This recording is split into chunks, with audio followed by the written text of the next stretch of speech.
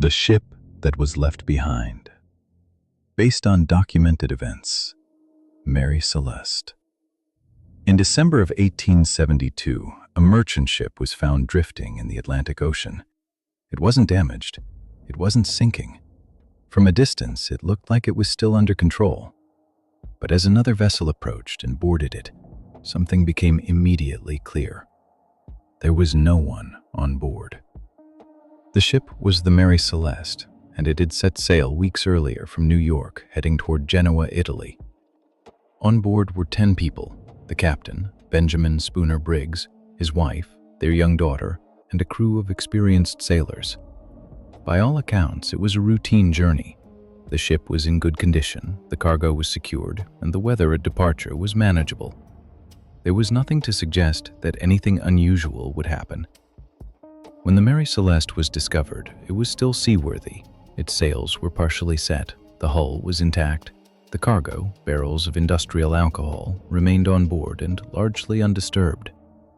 There were no signs of a struggle, no damage that would indicate a violent event. And yet, the ship had clearly been abandoned. Some details stood out right away. The ship's lifeboat was missing. Navigation instruments, including the sextant and chronometer, were gone as well. Those weren't things that would be taken casually. If they were missing, it suggested that whoever left the ship intended to navigate somewhere else. But there was no record of where they went. Inside the captain's quarters, personal belongings were still in place. Clothing had been left behind. The crew's possessions were undisturbed. It didn't look like a rushed escape. At the same time, it didn't look like a planned departure either. The last entry in the ship's log was dated about 10 days before the vessel was found. That gap, those missing days, became one of the central questions. Something had happened during that time, but there was no clear indication of what. Over the years, many explanations have been suggested. Some proposed that the cargo may have caused concern. The alcohol barrels could release fumes, and there were signs that a few of them may have leaked. It's possible the crew feared an explosion and temporarily abandoned the ship. Others considered weather conditions. Perhaps rough seas or a sudden storm led them to believe the ship was no longer safe. There were also more speculative ideas: mutiny, piracy, or something less easily defined.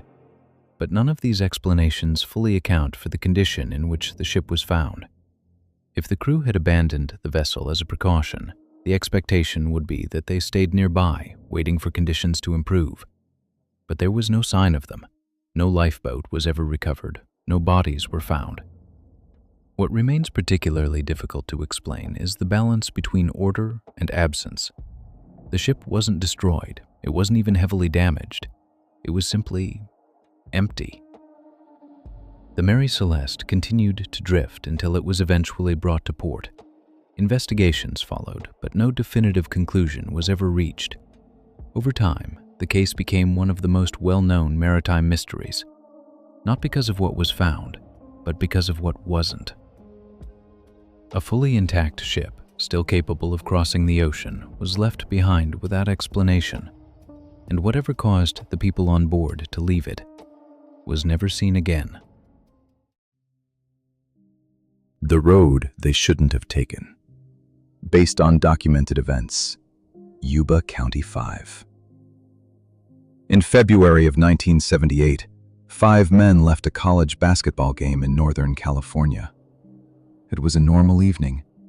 They had driven to the game together, watched it, stopped for snacks afterward, and were expected back home later that night. They had plans the next day, something they were all looking forward to. Nothing about that evening suggested it would end differently from any other. But they never made it home. The game had taken place in Chico. After it ended, the group began the drive back. At some point along the way, instead of heading toward their homes, they turned off course. They drove east into the foothills of the Sierra Nevada mountains. It wasn't a small mistake. The route they took led them far away from where they should have been, into an area that was remote, unfamiliar, and difficult to navigate, especially at night, and especially in winter. Days later, Their car was found on a narrow mountain road near Plumas National Forest. There was nothing obviously wrong with it. It hadn't crashed, it wasn't out of fuel. It wasn't even stuck in a way that would make it impossible to move. It looked like it had simply been left there. Inside, there were signs that the group had stopped briefly. Personal items remained. Food wrappers were still in the car. The keys were gone. What stood out most was the location. There was no clear reason for them to be there. At some point, all 5 men left the vehicle and continued on foot. The conditions were severe. Snow covered the ground, and temperatures dropped well below freezing at night. None of them were properly equipped for that kind of environment. Still, they walked away from a working car. Search efforts began, but it would take time before the first major discovery. Eventually, remains were found along the route they had taken. Some of the men had died from exposure, which, given the conditions, was not unexpected. But the case became more complicated with what was found further into the forest. About 20 miles from where the car had been abandoned, searchers discovered a Forest Service trailer. Inside, they found Ted Weir. He was lying in a bed, covered in blankets. He had survived for some time after entering the trailer, but had eventually died from a combination of exposure and starvation. What made this discovery difficult to explain was the condition of the trailer itself. There was food inside, enough to last for weeks, possibly longer. There were supplies that could have been used to keep warm. Some of those resources had been used, but not in a way that suggested full awareness of what was available. It appeared that he had remained there for an extended period, but without taking advantage of everything around him. There were other details that added to the uncertainty. At least one of the men had not been found at all, including Gary Mathias, who was considered the most capable of surviving in that kind of environment. His absence raised additional questions. If anyone in the group might have been able to navigate the situation, it would likely have been him. And yet, there was no trace. Over time, different explanations were proposed. Some suggested that the group had simply become lost or disoriented, possibly due to unfamiliar terrain and worsening weather. Others considered the possibility that something had led them off their intended path, something that caused them to abandon the car and continue into the mountains. There was no clear evidence to confirm either scenario. What remains difficult to explain is the sequence of decisions. A group of individuals, following a familiar routine, ended up far from their route, left a functioning vehicle, and walked into conditions that were known to be dangerous. At least one of them reached shelter and survived for a time, yet did not fully use what was available. And one was never found at all. Whatever led them into the mountains didn't just change their direction, it changed their judgment, and possibly their understanding of what was happening around them. The House on Green Street, based on documented events. Enfield Poltergeist. In 1977, a series of disturbances began inside a modest home in Enfield, just outside London. At first, it didn't seem like much. Small noises, objects slightly out of place. The kind of things that can be explained away. Settling walls, loose fixtures, everyday sounds that become noticeable only when something feels off. But over time, the events inside the house became harder to ignore. The home belonged to a single mother and her children. It was an ordinary family living in an ordinary neighborhood. There was nothing unusual about their situation before the disturbances began. That's part of what made what followed so difficult to understand. The incidents seemed to center around one of the daughters, Janet Hodgson. Furniture was reported to move without being touched. Knocking sounds echoed through the walls, sometimes in patterns, sometimes responding, at least according to those present, to questions. At night, the activity appeared to intensify.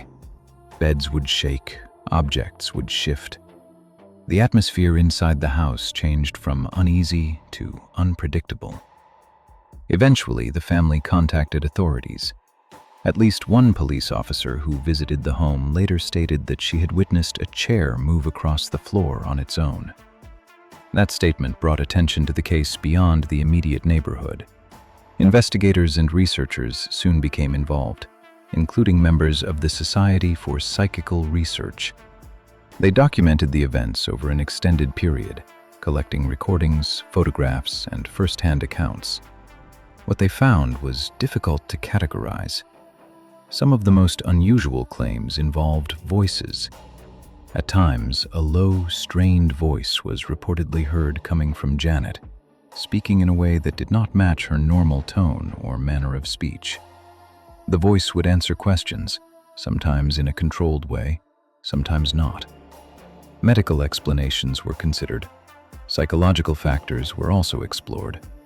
But the recordings themselves remained part of the case file. There were also reports of objects being thrown or displaced, often when attention was not directly focused on them. Not every event was witnessed clearly. Not every claim could be verified. And that uncertainty became part of the case itself. Skeptics pointed out that some incidents may have been exaggerated or even staged. In a few instances, behavior was observed that suggested at least some level of intentional involvement by the children. That complicated the investigation. It raised the question of how much was genuine and how much was influenced by expectation, attention, or fear. At the same time, not everything could be easily dismissed. There were moments witnessed by multiple people, including observers who had no prior connection to the family. Those moments are what kept the case from being fully explained. The disturbances continued for months, gradually becoming less frequent before eventually stopping altogether. No single conclusion was reached. Today, the Enfield case remains one of the most well-documented examples of a supposed poltergeist event. Not because every detail was confirmed, but because enough of it resisted simple explanation. Something happened inside that house on Green Street. Whether it was external, psychological, or something in between, it left behind just enough evidence to be studied, and just enough uncertainty to remain unresolved.